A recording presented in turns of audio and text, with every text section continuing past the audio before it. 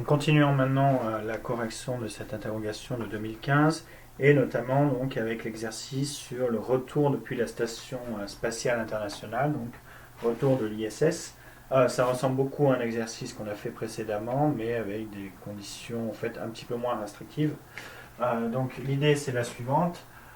Encore une fois, on a la planète Terre, le centre est ici, et donc on est en orbite. Hop. Ici, à une distance qu'on appelle la distance grand L par rapport au centre de la Terre. Et donc, nous sommes en orbite, ça c'est l'ISS, et à un moment, on veut freiner pour pouvoir revenir un peu plus proche de la Terre, et donc décrire une trajectoire elliptique.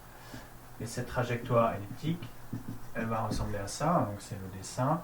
Ça va arriver jusqu'à un point ici qui est localisé à une distance petit d par rapport au centre de la Terre.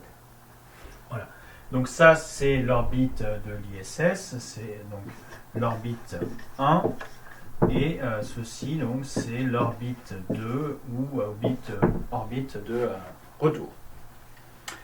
Donc voilà, et encore une fois, en fait, c'est vraiment la même question qu'on s'était déjà posée, sauf que la dernière fois, on voulait revenir exactement à cet endroit-là.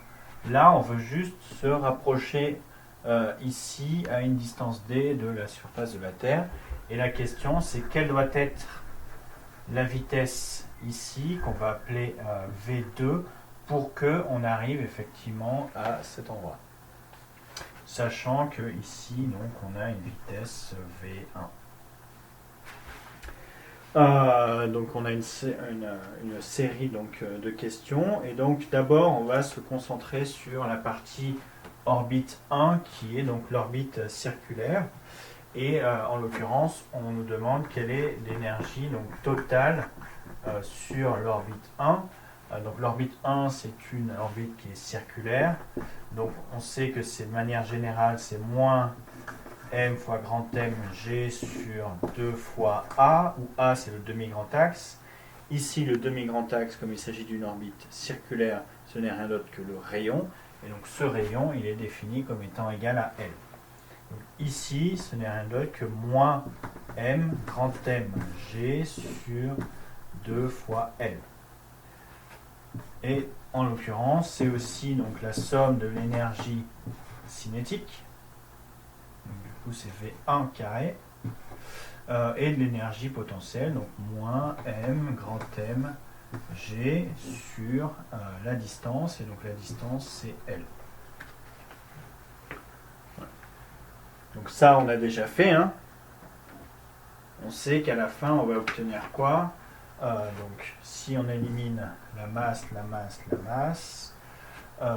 le facteur 2 on multiplie tout par 2, le facteur 1,5 on multiplie tout par 2, du coup ici on a 2, ici on a 2, hop on enlève, et on obtient donc une vitesse V1 au carré qui est égale à, donc du coup, moins grand MG sur L, plus 2 grand MG sur L, donc on a moins 1 plus 2, et on obtient bien donc plus grand M G sur L, ou encore si on finit, donc c'est que V1 est égal à la racine carrée de grand M G sur L.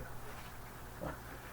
Donc ça c'est vraiment, donc sur l'orbite numéro 1, on a V1 qui est égal à racine de grand M G sur L.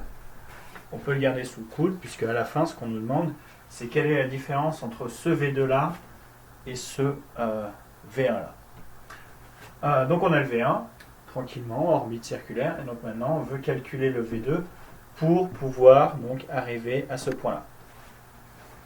Donc faisons ça, essayons de faire à peu près la même technique.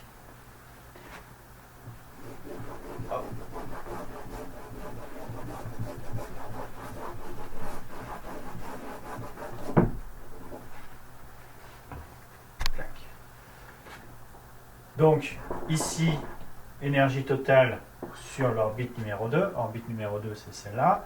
Du coup, c'est moins m grand mg, et maintenant, c'est sur 2 fois le nouveau demi-grand axe. Je vais l'appeler A', sachant que maintenant, on part donc de cette trajectoire, qui est une trajectoire donc elliptique.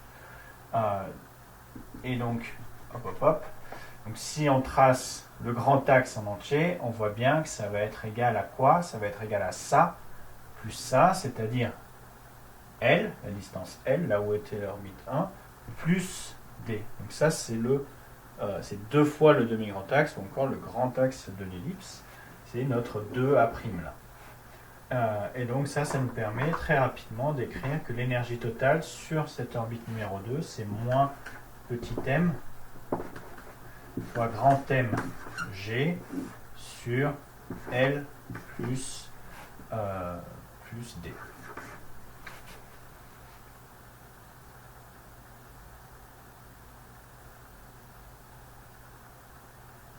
Voilà. Encore une fois, hein, c'est la somme donc, de l'énergie cinétique. Du coup, l'énergie cinétique, maintenant, c'est si on regarde à cet endroit-là, c'est 1,5 de mv2 au carré, moins petit m fois grand M g sur donc cette distance L, et du coup, et donc qui est égal à ça, qui est égal à moins m grand M g sur L plus D.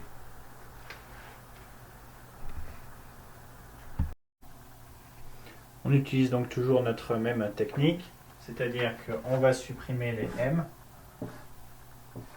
on multiplie tout par 2 pour supprimer ce 1,5, 2, 2, et à la fin on obtient quoi? On obtient tout simplement que V2 au carré, c'est égal à donc moins 2 grand M G sur L plus D, et celui-là on le passe de l'autre côté, et donc on obtient plus 2 grand M G sur L. Donc là on a le 2mg qui peut se mettre en facteur, et donc on obtient que V2